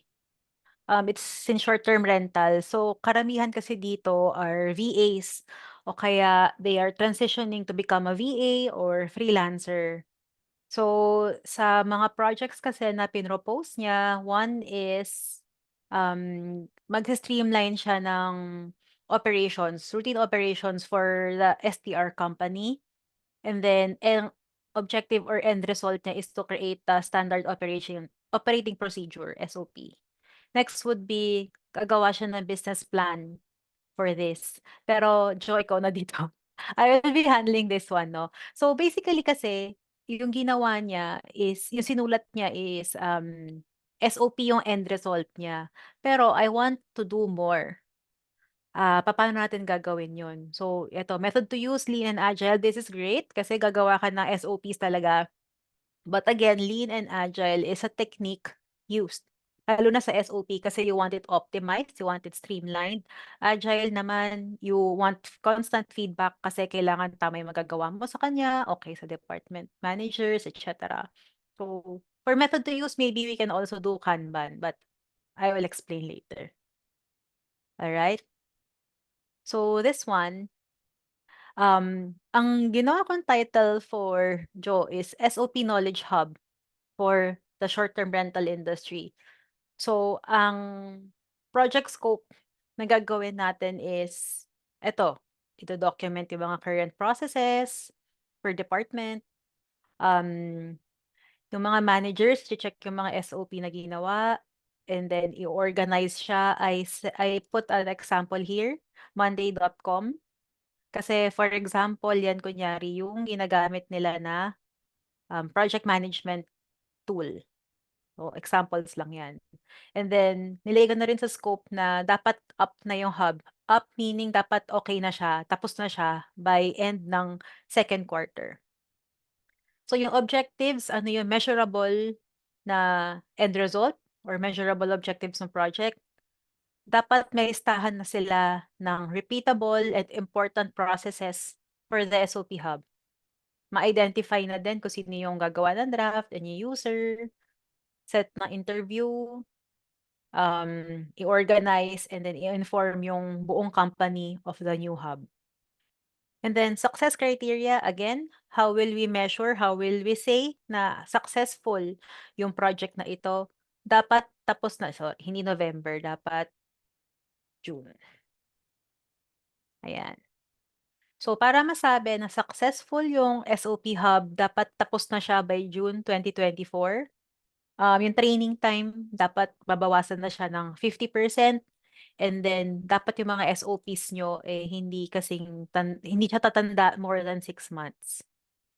Alright. And then, stakeholders, again, as discussed by Bien, sino yung mga affected sa paggawa ng SOP. So this is a company. So, una si document owner, then next si document user. Document owner, sino yung may-ari ng process? Document user, sino gagamit? Operations manager, Joe, I am just assuming that you are an operations manager. Kasi sa amin, operations manager gumagawa ng SOP eh. So, operations manager, si department managers, and then si COO as yung signee. Alright? Now, for my timeline, yung kay Ben naikli lang ng timeline eh, gumawa pa ako ng phases. So anyway, eto at least you know how I think na, no? So, nilista ko lang by phases pero in total 3 months lang talaga siya. So, ganyan yung phases. Parang nilista ko pala yung ano ko, process in my mind. So anyway, resources. So ang resources lang naman dito is the tools na gagamitin ni client. So that's monday.com, Google Doc, or Tango. Wala nang additional kasi usually ginagamit naman na talaga nila yan. Kaya nilagay ko sa budget, none. Kasi pwede yun eh. Binabayaran naman na talaga nila for other things. So, this is a project but there is no additional budget needed. So, risk assessment. Again, ano yung mga constraints para hindi ko siya ma-achieve ng maayos? One would be the time. Kasi sa departments, for them, this is an additional project. Alright? Kasi additional task for them to do. Kasi ang nakalagay dito, ililista nila yung mga processes nila, tapos ino-document pa nila, meaning ginagawa nila tapos tina-type nila somewhere or sinusulat. Next would be quality. Kasi if you are doing the process every day, for sure may shortcut ka na dyan. Tapos you still get the same end result. So yung quality niya, nung SOP na documented, is not as good na. Kumbaga, if I am a newcomer to that department, hindi ko siya magigets. Hindi siya good quality for me kasi may na-miss pala akong step. Parang ganon. Okay. Next would be the communication plan. So what I put here, meron silang Google Meet calls every 3 p.m. PST for updates kasama ng mga department managers.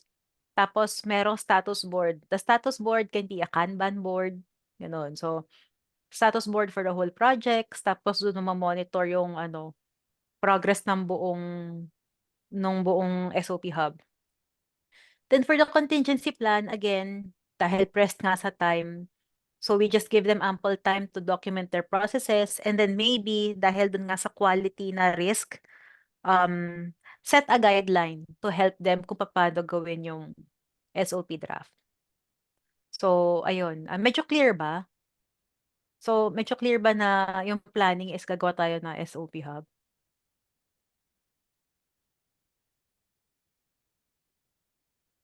Yes, okay. May iba pang may questions ba?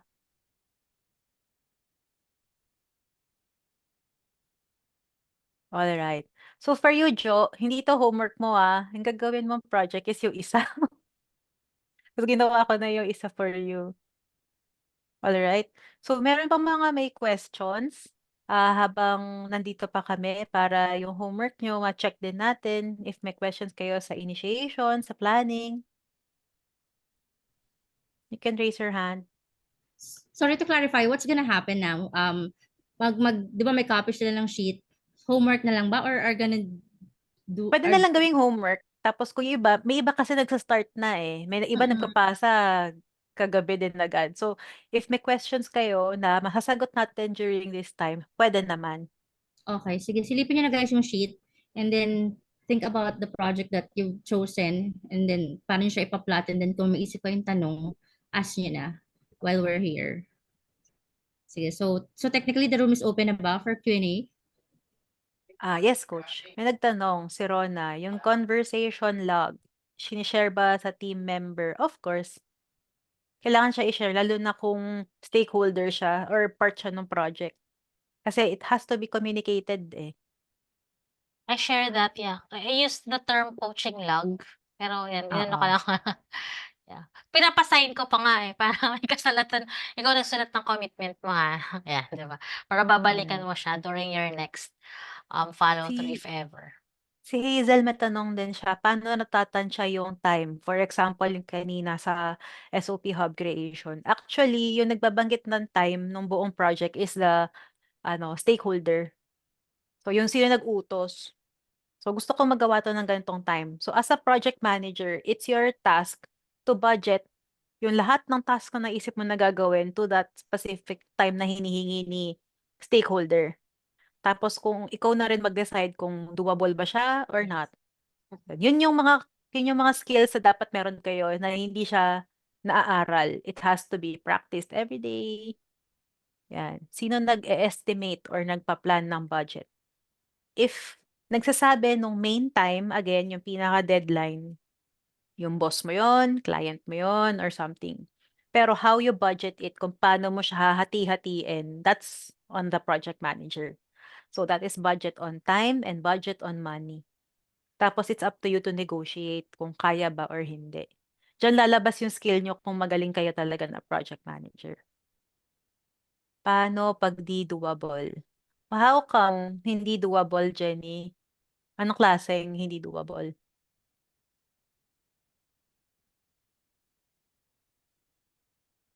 Is it related ba dun sa yung sa pagpa-plan ng budget or dun sa timeline?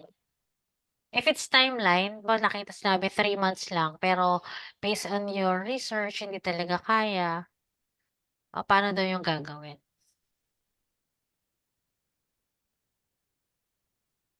What I normally do, you just have to communicate clearly talaga. You create ano ba yung sige, ano yung basis bakit hindi siya doable, 'di ba? Make it tangible kay client, you document it.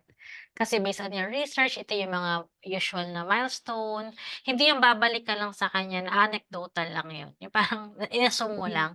kung So, hindi daw, kailangan may backup ka. kung hindi daw doable yung timeline, that's when you negotiate. Kasi from the get-go pa lang, nagawa mo na yung planning mo, um, you would know na kung pasok ba siya sa timeline or not. Kasi gagawin mo yung process mo, yung phases mo eh. So, from there, sabihin natin na, kunyari, SOP Hub, gusto mo 1 linggo lang, ay hindi talaga doable yun. Tapos, ang laki-laki nung Ng company. department na Oh, department 'no? tapos, kompleto yung department mo. May operations ka, may sales, may marketing. Tapos, si customer service, hiniwalay mo pa sa operations. Ay, hindi kaya ng 1 week yun. So, doon papasok yung judgment nyo na hindi natin matuturo kasi it's a different kind of skill. But it can be practiced. Tanong ni Kat, sa contingency plan, dapat ba lahat ng risks na identify ay ma-address? For me, it's best. Kasi, um, for me, time is of the essence. Kumbaga, as a lean person, ayoko masayang yung time ko sa pag-iisip ng solutions in the future. So what I do is, nakita ko na yung risk, ginagawan ko na siya ng base plans on what to do, just in case it happens. Tapos, at least, if the problem happens, I am steps ahead na. Yeah. But it doesn't mean that you have to overthink. Pero dahil nakita mo na yung risks mo, gawa mo na siya ng contingency plan just to be sure. Okay. Success criteria is same with KPI. Yes, it is. Ano ang difference na risk assessment and contingency plan? Ang risk assessment is hinahanap mo ano yung mga risks. Pinakamadaling explanation inaalam mo yung risk nung project mo. Ano yung mga pwedeng problems na pwede niyang ma-face. Contingency plan, ano yung plano mo just in case those risks happen. Para magtuloy-tuloy yung project mo at hindi ka ma-delay or hindi ka gumastos as much as possible ng marami. Or risk management plan din siya that equates Yeah. to contingency. Yes, another term siya. Yes, Joyly, the solution. Yeah. Okay, may questions pa? What about for the whole presentation today? Do you have any questions? Sorry guys, para tayo naman namatayan yung energy. But, or siguro yung Sige, sige. If Napa- parang napagod, no? napagod ba kayo? Oo, talaga Sample siya. work. Ah, okay. Nag-iisip sila. Sige, si Gretchen, kailangan ganun perky. Si Gretchen, ayan, sabi niya sample, okay. We Aling have an sample? NDA agreement, and joke lang. We will be showing you a live, talaga, but we will just conceal the confidentiality, no, tomorrow. So, wag kang mawawala, Gretchen, tomorrow, no, sa ating day 3. Yes. Actually, ito, sige, pakita natin, Behind the scene mo, mag-share ko para yung maano screen. sila. Ito na. Mag-share screen lang ako. Hold on. Sige. Guys, if you want to unmute this, no, kasi para tayo, ano nang nangyayari sa atin? Thursday na kasi din, coach. Diba? Galing ba kayo sa bakasyon? Yan, na-paralyze ako. Kasi Jay, naubos ang brain cells. Totoo! Alright. Totoo yan, gets na gets kayo, nakakaubos talaga yan. Oo, pero pag first time talaga, pero there will come a time na magiging automatic na siya for you na parang, okay, alam ko na yung gagawin ko dito. Kaya yung iba, yung mga hindi ko pa nakokomentan na work, babalikan ko kayo, pero parang pare-parehas kasi yung comments ko, no, dun sa objective. Yung objective nyo should be measurable. If ang objective nyo is to be confident, paano natin masasabi na confident kayo, di ba? So, baka mamaya nahihirapan kayo sa work today kasi yung objective part nyo is not measurable. Alright. Question ni Regina. Okay, maganda yung question niya. Kasi yung question mo, Regina, ay pang day 3. Okay. Yung work natin for day 3 is something that you can present to your Yes. potential clients. Alright? Teka, may top takeaways ba kayo? Kaya nyo pa ba? You can And unmute, guys, so let's silence make it, here. yeah. Hindi, yung silence here is something I appreciate kasi it means they're thinking, no? Oo. Medyo madami kasi Perspective nagtatype. tayo. Damay na to, guys, ha? Kasi ganyan din kami pag create kami ng project. Actually, Oo. nasimula din naman. Oo. Yeah. One, Okay. two. O, sobra daw. Kaya nyo yan. So I want to commend lang everyone who stayed till the end. It shows your commitment to really becoming a PM. So good job. So ano lang yan, practice more. And then, and maybe the questions then are not coming as much as we expect to because yun nga, they're overwhelmed and they're trying to implement. Pero the moment na you actually work on the worksheet and maybe create projects pa, doon nalalabas yung mga tanong. So baunin nyo tomorrow. Siguro tomorrow we could extend for the Q&A. Kasi medyo na-max out today. Brain cells. Okay. Si Grace, anong spreadsheet yung yung pinresent ni Vian, yung sa migration plan? Yun ba? Gusto ulit daw nila makita, Vian. Okay, sige. I can share the link na lang, kay sa kanila. Let me Oh, just, sige. Ayun, dadrop nyo na lang daw yung link. tatanggalin ko lang. Private, hindi. Ba't naka-private? Okay, pinresent ko Share, daw. restricted, let me Sige. get the link. Dali. Okay, Ayan na. sige. Mabait na tayong lahat, Okay, so I'll share Ay, over teka. this Wait one. lang, may sheet 3 yan. Ay, oo nga. O sige, Hindi yan. picture ko na lang. Oo. Pipicturean ko na lang 'to. Oo. Sige. Okay, let me just screenshots. Kaso Okay. guys, baka mamaya bigla kayo makakuha ng client, balitaan niyo ako, Kasi ginawa ko na Also sa talaga group? 'to, eh. Oo. Okay, Oo. yung tools again, sa day 3 yan. Teka lang guys. Mm. Ayan, picturean ko na lang. So yung mga nandito, sila ang may reward na makakakuha ng copy. Yes, the 76 people in the room. Ayan, alright. So, ay, kaya Ayan. pa ba mag-picture? Pwede pa makita yung baka face nyo na gumagawa. Oo, may before and after. May before kanina magaganda sila. Tapos last na. Maganda Tapos pa rin naman sila maganda ngayon, pa Coach. rin. Oo, maganda pa rin. Saka ano yan, yan yung gandang nakakatalino kasi nag-isip. Kaya go. So it's all about perspective. Mm. Agnas na sila. Yung doon sa may Grabe ka mga naman. yeah, yeah. All these boss are hearing from client. Kasi may question si si At saka ano yan, Chan. sign yan guys. Kasi like pag yung client ka rin, hindi sakay ka lang. When I'm silent, it means I'm thinking. So they're silent, so they're thinking. Yeah, Teka, yeah, picture yeah. muna tayo habang nag-iisip kayong lahat. Alright. Okay, sa page And, 1. Bien, ikaw mag-screenshot. Sandali lang. Okay. So, magdali ka dyan. kaya pa naman sila. Hold on, Oh, hold so, on. Okay pa Okay, naman sige, kayo. screenshot. Alright, let's capture the moment of truth. One more. Yeah, I'm going over to sa two. Sandali lang. Okay, number 3. Ayan, I see beautiful faces. Ayan, Loie. Si Kit, Mami Kit. Hello. Si Sheila. yes. May bawal ka magpuyat. Asan si Keith? Sa dulo, Coach. Na kay husband na. Kay husband. Sige. Okay, that's good. Okay, sige, share screen lang ako ulit. Ano sabi ng mga question? May question sila. Oo, go Yes. guys. Sa budget, ayan, kailangan perky. Sa budget po ba? Can we Papatay indicate? ka na kasi si Ben. Can we Kasi indicate binilisan ko na pressure ako, wala akong kwento components? dun. So, sa budget po ba, can we indicate kahit components lang na involved sa costing? Alam mo, paggawa mo sa finance niya, kung may finance sila, yes. So, if it's just a small project, if you're familiar of how this works, pwede namang ikaw. Pero if not, then ask someone dun sa team na alam to. Sa amin kasi ang gumagawa nito, ayan no, si Kai. Ayan. Get the right people, di ba? Pero if you're Oo. familiar, go ahead. If you're confident that you can deliver that.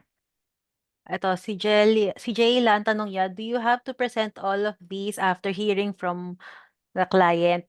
Again, sa day 3 po tayo. Day 3 yan. Possible to have the copy. Again, day 3 ulit. Okay, sige.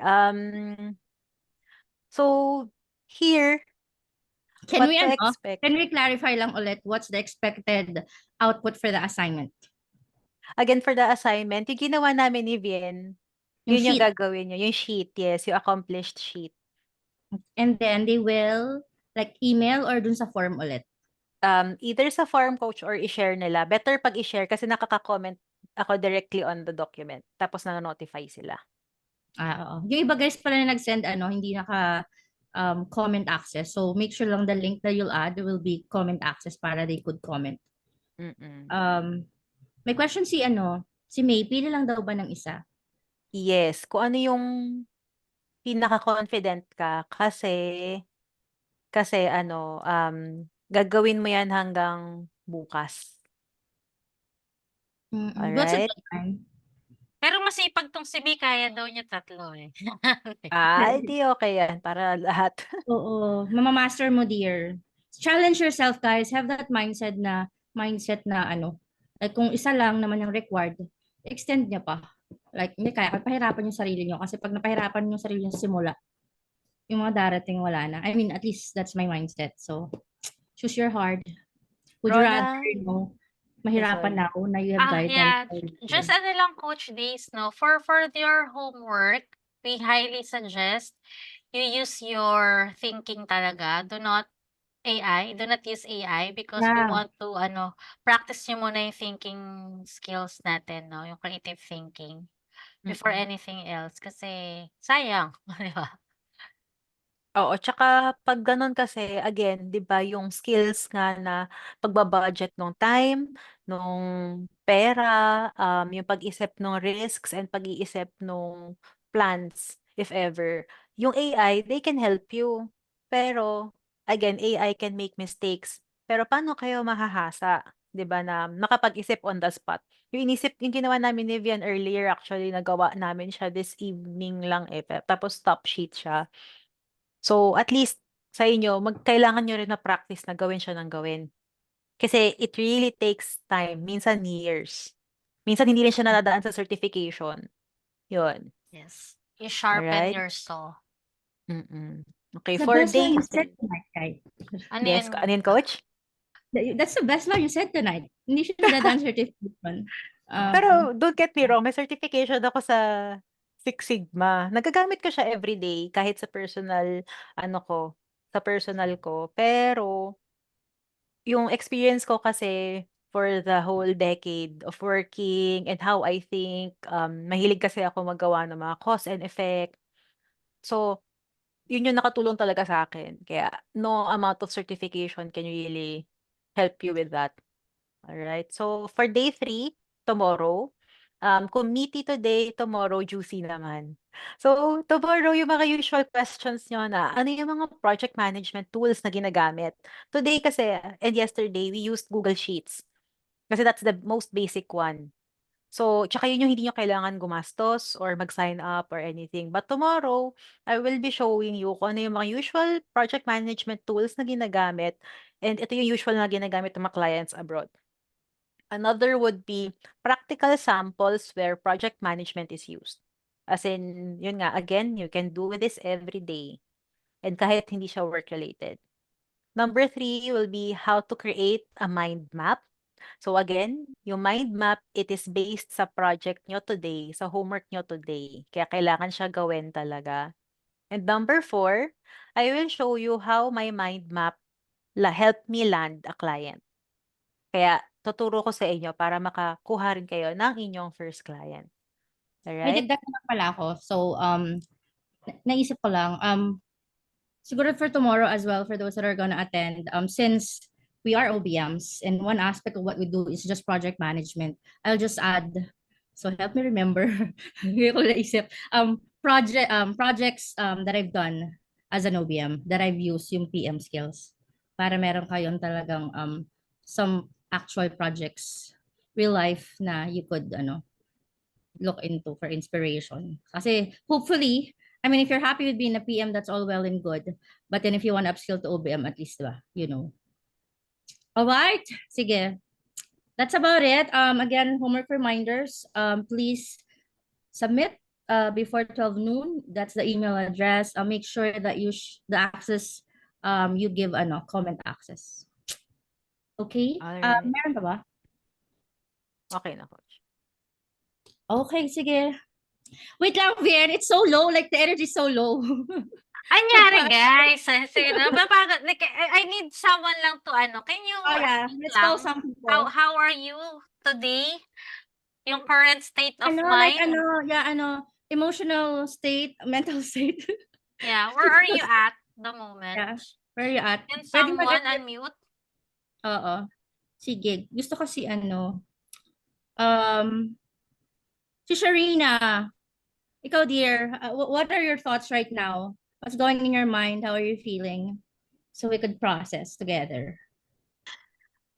Actually na-enjoy ko yung binigay na example ni Bien kasi very relatable siya sa amin kasi ang isa sa project ko is yung roadmap naming family for ILR and visa extension. So, Wow. yun ang ginagawa ko ngayon kaya parang medyo nag-iisip kung ano ba talaga yung dapat gagawin. Internalize yung yung shinare ni Bien. Na which is, oo nga pala, mas nagkaroon ng clarity kung ano yung mga steps na kailangan. Yeah, yeah, involved talaga. Especially family, no? They are one, parang pag titinan mo siya, hindi mo nakita na, pangit tong word. Pag hindi mo nakita, pwedeng blind spot mo kasi yung mga taong involved, stakeholders. Pero di ba parang yun sa'yo, involved ba yung family mo in terms of resources, yung relocation ninyo? So, that's a good one. Pero ituturo bukas ni kayong mind mapping. It's mind-blowing, guys. I'm telling you. Mind-blowing. Pangit. Thank you, Sharina. Sige, I need one pa, guys.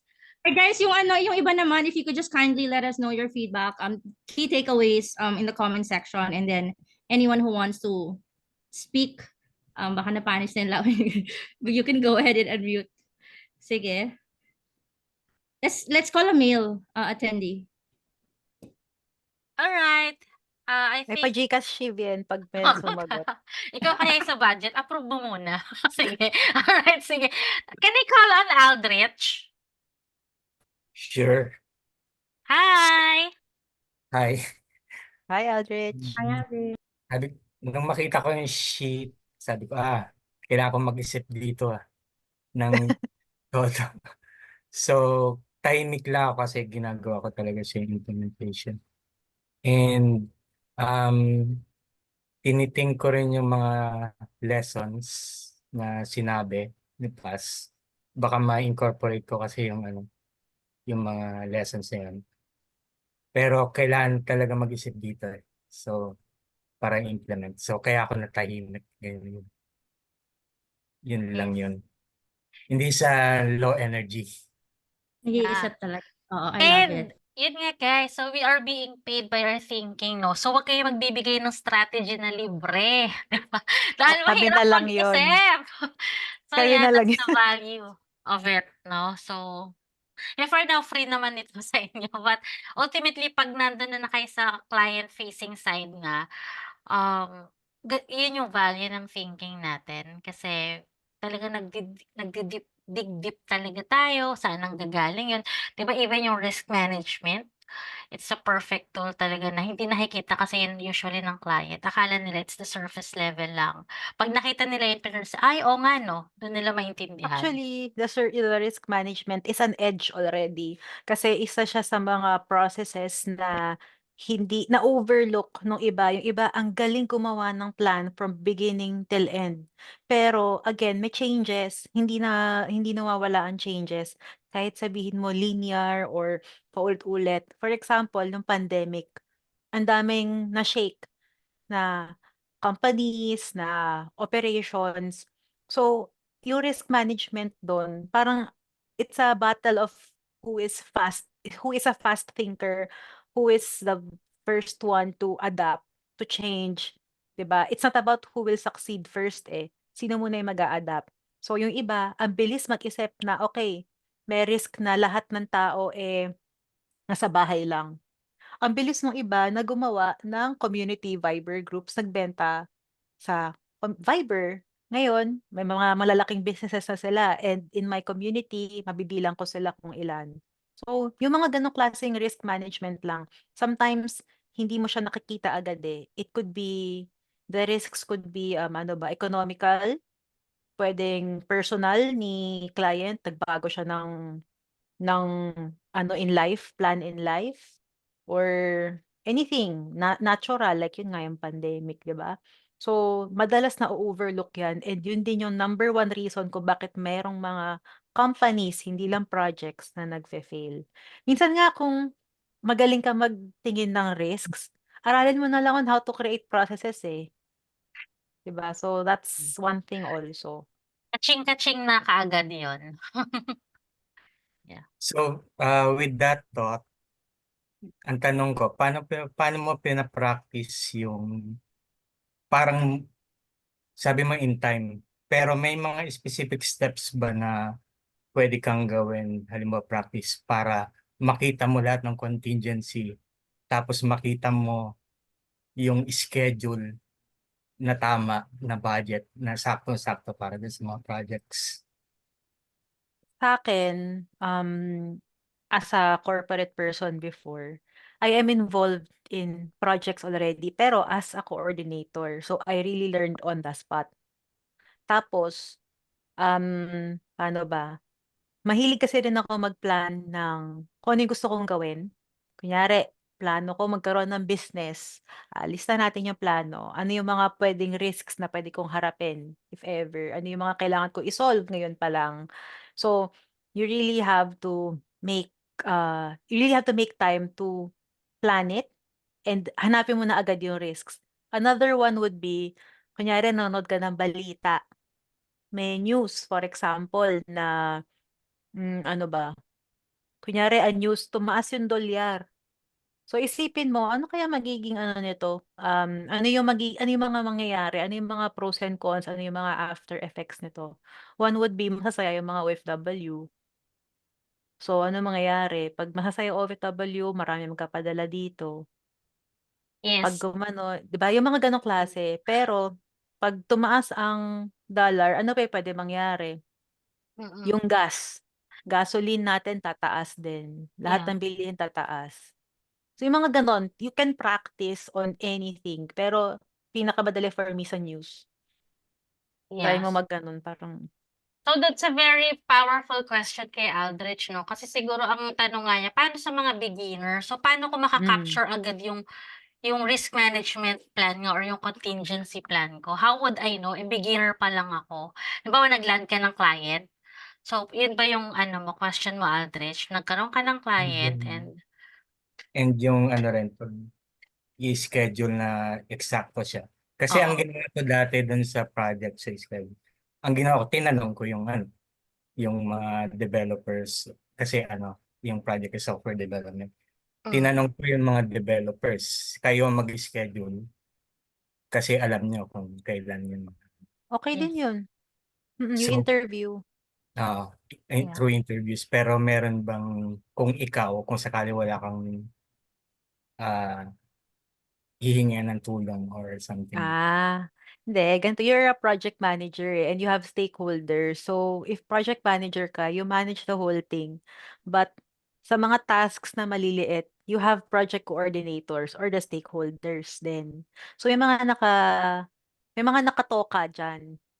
So, for example, ang process is, kaya rin nga sa SOP earlier, ang process is gagawan ko ng SOP si marketing department. I will not be making their SOPs from scratch. Sila gagawa nun. I will just monitor. I will just check.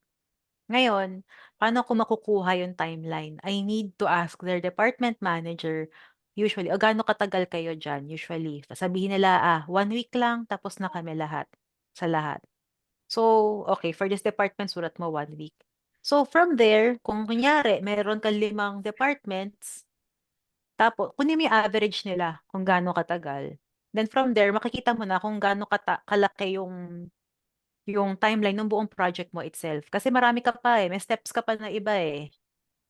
Yes. And also to add do kay Aldrich, nakikita ko sa yung ano niya, yung aura, yung aura talaga. Basically 'pag bago, parang, oo nga 'no, paano 'pag yung stakeholder mo mahirap kausap or is it a matter ba na takot kang kausapin siya kasi you're afraid of failing? Baka may masabi kang mali or may mabibitawang kang salita na, "Ay, mali pala." Kasi 'di ba everything you're a starter 'no, so gano'n ba yung nagpa-process sa process mo ngayon? Sige, hindi naman. Parang siguro naglilin sa gitna ng tatanong ko ba to o kailangan alamin ko mag-research Personally? ko personally. Parang, Okay. Do'n papasok yung transparency 'no. So, of course, if gusto mo, you will sound confident, you do your research muna, you do your yung homework mo muna. But after that, if you want to confirm that with your client, just be transparent. Tell them the why. Why are you asking these questions? There's no stupid question kasi if lalo na 'pag nalaman ng stakeholder na sasabihin mo lang, "This is crucial in our project, so I just have a few questions to ask." So yun, ilinya mo na kung ano yung mga yun. So just tell them the purpose of those questions. Para saan yun. Kasi 'pag nakita nilang, para pala yun sa ikauunlad ng sa ikauunlad ng project, they will definitely give you the most truthful answer, 'di ba? So yun, just be clear on the purpose of those questions. Yes.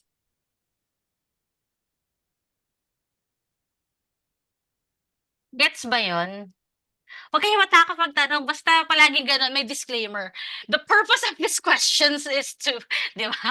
Kaya totoo yan, they will realize, matalino tong hinar kong PM, May Mm-mm. pa-objective. If you Hindi kasi ask ako questions nangyari sa talaga. akin dati. Tinanong ko na lang talaga totes. Hindi ko, parang hindi na ako mag-isip. Pero, Okay lang yun sa kasi you dulo, are utilizing pa rin naman eh. Pero once na madalas mo na siya gawin, pwede mo na siyang automatic na yun for you na, okay, doable to in 5 weeks, kaya tong project na Yes. to. right. Ganon. Yeah, Let So, me, let me inject a favorite word ko for tonight, perspective. Bilang isa akong pasaway sa corporate na biglang nag-transition to digital, and you know what, sometimes the less you know the better, because you don't have any biases. So when I transitioned to um online nga, so VA and then OBM, wala akong ibang, like when there's projects, wala pa, kumbaga the learning and understanding of the methodologies came later on eh. When I was in there doing the project, managing the project, I really just needed to think about who are the stakeholders, the people involved, including the budget na lang, provided na given siya. So yung people, yung processes involved, yung events, locations, and then with people checking their schedules, their moods, their energy, and then I would say just constantly asking questions and clarifying whenever I'm at loss, I'm stuck, and then documenting, and then just playing around in my mind possible scenarios. Nide-document ko yun. Parang ganun lang ako. And then, talagang laging i-close ko yung sino man yung kailangan kong lapitan. And then, very, very focused just because I wanted to show that I could do it. And wala akong iniintinding kung anik-anik. And then later on na lang, yung pala yung ginagawa ko. So, I mean, just to simplify, it's provided na let's say talagang may nakuha kang client kasi in-implement mo yung, lalo na yung tomorrow, tapos biglang, paano na?